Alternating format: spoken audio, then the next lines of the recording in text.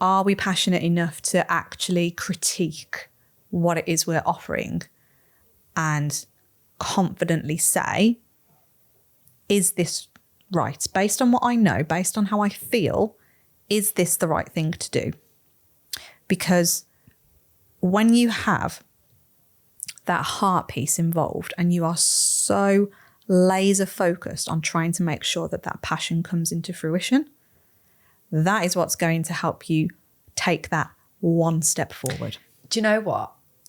This is why I love our coaching calls so much, because everybody's different with the journey that they go on with this. But you know that something's in there. Like you're talking to somebody and we've been working with them for however long, and you know that something's in there and they're struggling to have either the confidence, the fear of judgment of others to actually do the thing they really want to do. And I think that is a big part of this, by the way. If I just get dogs to settle in a class for an hour, what are other people going to think of that? So I think that is a big part of this as well. But you know, when you've got someone that they're trying to figure it out and they're going back and forth and they're battling with their own head, and they suddenly get clarity on something and it lands with them and they're like, oh my God, now I see it. Yes, I understand. Yes, I've got the passion. And no, I'm not actually delivering the results to those people, am I, the way I'm currently doing it? When you get that like light bulb moment, there's nothing like the feeling of that when someone actually opens that, like breaks out of that box and goes, Yeah. No way. Like, I can't believe I've been doing it like that for so long. And I know, because I've been there. I just love that. And I think that's where, I hate this word because it's like used a lot, but like the empowerment that we can assist people in that decision. We're not making anybody do anything they don't want to do. All we're doing is asking the right questions and getting them to think and not make a rash decision, because there are people that will make rash decisions based on like, you can do whatever you want. Oh, right. In that case, stab, and let's just pick something. And it's like, no, that's not the right thing for you, I don't think. So let's rethink it. Let's, put pen to paper, brain dump, whatever you want to do. And it's just so nice when you get somebody that goes, oh, you've actually drawn it out of me. I've actually had chance to think about it, and I've actually had chance to forget the noise around me, forget all the judgment, forget what everyone else is doing, and just really focus in what I want to do. Yeah. And I just, for me, that just like makes our job so, it's not a job. It's not a job anyway. Yeah. But it makes it, doesn't it? Yeah. And we've had a few comments recently, haven't we? Going like, oh, I wasn't expecting this many questions. And I thought you were just going to give me a plan to execute, maybe like a one size fits all bit. Yeah. And for us, we're always bringing it back down to, well, what's the one thing again that's going to drive you forward? What is the reason that you get up every day to do the thing that you do?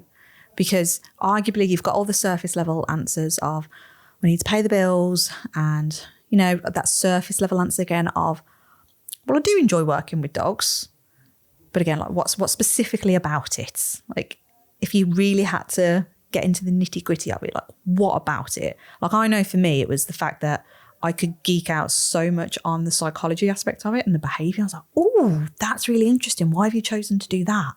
And that was the bit that got me really excited. So that was my one area of focus, if you like.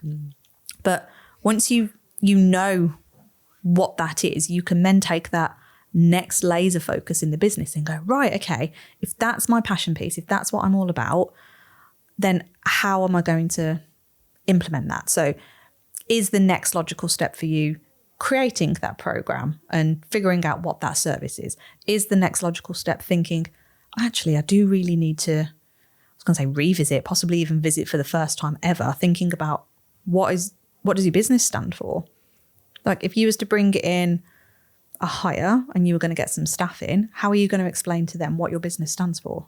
Because these are the things that we need to start thinking about if we want to future-proof and have a sustainable business long term.